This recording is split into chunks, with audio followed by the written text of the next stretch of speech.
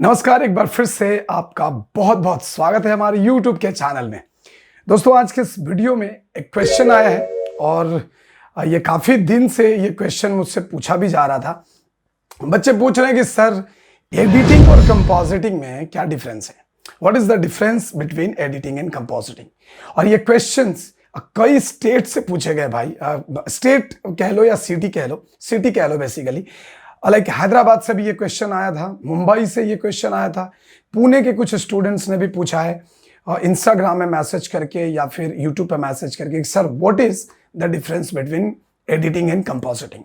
तो चलिए, बहुत इंटरेस्टिंग टॉपिक है और उम्मीद है कि आप सबको पसंद आएगा और आपको बहुत कुछ सीखने को मिलेगा। सो बेसिकली एडिटिंग को अगर आप डेफिनेशन के तौर पे अगर समझने की कोशिश करें तो एडिटिंग एक वे है जहां पे आप डिफरेंट इमेजेस, वीडियो क्लिप्स को जोड़कर प्रेजेंटेबल बनाते हो, मीनिंगफुल बनाते हो, एक स्टोरी में उसको कन्वर्ट करते हो। So that is called basically editing. अब एडिटिंग में क्या होता है कि आपको डिफरेंट क्लिप दिए जाएंगे, ठीक है, डिफरेंट क्लिप दिए जाएंगे। अगर हम बात करें एक फिल्म की, तो एक फिल्म के अंदर में जिस तरीके से एक स्टोरी होता है, स्टोरी को हम कई सीन्स में डिवाइड करते हैं, ठीक है, और उसी सीन को हम कई शॉट में डिवाइड करते हैं और उस शॉट के अंदर बहुत सारे टेक्स्ट होते हैं। तो इन सबको कंबाइन करना और कंबाइन करके एक मीनिंगफुल स्टोरी को लाइक प्रोड्यूस करना इज कॉल्ड एडिटिंग, आप कह सकते हो। जहां पे आप डिफरेंट इमेजेस को जोड़ रहे हो, डिफरेंट क्लिप्स को ऐड कर रहे हो, फिर उसके ऊपर आप डबिंग करते हो, साउंड देते हो, बीजीएम ऐड करते हो। बीजीएम का मतलब होता है बैकग्राउंड म्यूजिक, ठीक है, बैकग्राउंड म्यूजिक जिसको हम लोग बैकग्राउंड स्कोर भी कहते हैं। वो सारी चीजें आप ऐड करते हो। लेकिन वहीं अगर हम बात करें कंपोजिटिंग की, तो कंपोजिटिंग बेसिकली पर्टिकुलर शॉट के ऊपर किया जाता है। जैसे सपोज मान लो कि एक शॉट है जहां पे आप चाहते हो कि उस पर्टिकुलर शॉट का स्काई को रिमूव कर दें। तो अगर आप उस स्काई को रिमूव करना चाहते हो तो उस स्काई को रिमूव करने का जो प्रोसेस होगा उसको हम बोलेंगे कंपोजिटिंग, क्योंकि उस स्काई को रिमूव करना होगा, फिर वहां पे दूसरी स्काई लगानी होगी, उस फुटेज के हिसाब से उस स्काई का या स्काई के हिसाब से उस फुटेज का कलर करेक्शन करना होगा। उसमें कुछ एलिमेंट्स ऐड करने हो सकते हैं। जैसे सपोज अगर मान लो कोई सीन है जहां पे थोड़ा सा स्मोकी एनवायरनमेंट है, स्मोक वगैरह दिया जा रहा है, तो वो भी आपको वहां पे ऐड करना पड़ सकता है। तो ऐसे एक फिल्म में बहुत सारे शॉट के अंदर कुछ कंपोजिटिंग करना पड़ता है। अब जैसे मान लो कि अगर हम बात करें फिल्म अग्निपथ, जिसमें एक गाना था चिकनी चमेली, वहां पे आपने देखा होगा कि चिकनी चमेली बीड़ी जलाकर आई ऐसे करता है, तो वहां पे वो एक माचिस का तिल्ली होता है और उससे वो सबकी बीड़ी को जलाती है। तो उसमें से जो आग निकल रहा होता है वो आग बेसिकली कंपोजिटिंग में बनाया जाता है। वहां पे कोई आग नहीं था तो उसको कंपोजिट किया जाता है फायर का। उस पर्टिकुलर शॉट को हम लेके कंपोजिटिंग सॉफ्टवेयर में जाते हैं और वहां पे हम उसको कंपोजिट करते हैं। फिर वहां से फाइनल आउटपुट निकाल के आप वहां पे आउटपुट आप इमेज सीक्वेंस में निकालते हो। इमेज सीक्वेंस में निकालकर फिर आप उसको ऐड कर देते हो, राइट। और उसके बाद उस शॉट को हम एडिटिंग सॉफ्टवेयर में लाते हैं और ऐसे मल्टीपल शॉट्स होते हैं जिनको हम एडिटिंग सॉफ्टवेयर में लाकर जोड़ देते हैं और जोड़ने के बाद उसकी फाइनल आउटपुट वहां से निकाली जाती है। देखो, अगर एक फिल्म की टेक्निकल की बात करें तो पूरा का पूरा कंपोजिटिंग के ऊपर डिपेंड करता है। एक फिल्म का लुक, उसका जो लुक एंड डेवलपमेंट होता है या उसका आउटपुट, वो डिपेंड करता है कंपोजिटिंग के ऊपर। और इस कंपोजिटिंग को जो करता है उस जॉब को हम बोलते हैं कंपोजिटर। और जो बंदा इस कंपोजिटिंग को करता है उसको हम बोलते हैं कंपोजिटिंग आर्टिस्ट या फिर कंपोजिटर। और जो लोग एडिट करते हैं उनको हम बोलते हैं एडिटर।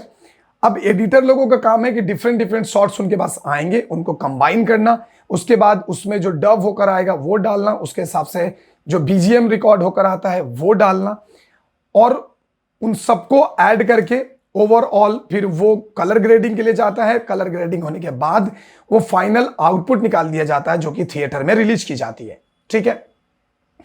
अब एडिटिंग जो सॉफ्टवेयर में किया जाता है, एडिटिंग के कई सारे सॉफ्टवेयर्स हैं। लोग फिल्मोरा यूज करते हैं, बहुत सारे लोग तो काइन मास्टर यूज करते हैं, हालांकि यूट्यूब के लिए, बट ये प्रोफेशनल नहीं है। प्रोफेशनल के तौर पे फिल्मोरा भी नहीं है, लेकिन कई एडिटिंग सॉफ्टवेयर्स हैं जिनका आप इस्तेमाल कर सकते हो for personal use. Like you can use Pinnacle Pro, you can use Filmora, you can use Avid Liquid, you can use Media composer.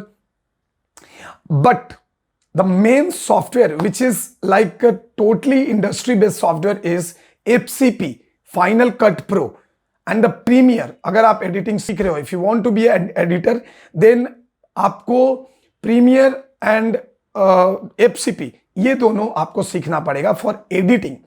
And if you want to be an editor and if you want to do freelance, then you should learn Premiere, After Effects and Photoshop.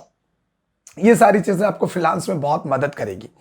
अगर हम बात करें compositing की, तो जिस तरीके से editing के लिए फिल्मों में एफसीपी यूज किया जाता है, उसी तरीके से कंपोजिटिंग के कई सारे सॉफ्टवेयर हैं, जैसे फ्यूजन हो गया, आफ्टर इफेक्ट्स हो गया, न्यूक हो गया। हालांकि लोग सिनेमा 4D में भी कंपोजिटिंग करते हैं, ब्लेंडर में भी करते हैं, ब्लेंडर में भी ऑप्शन है।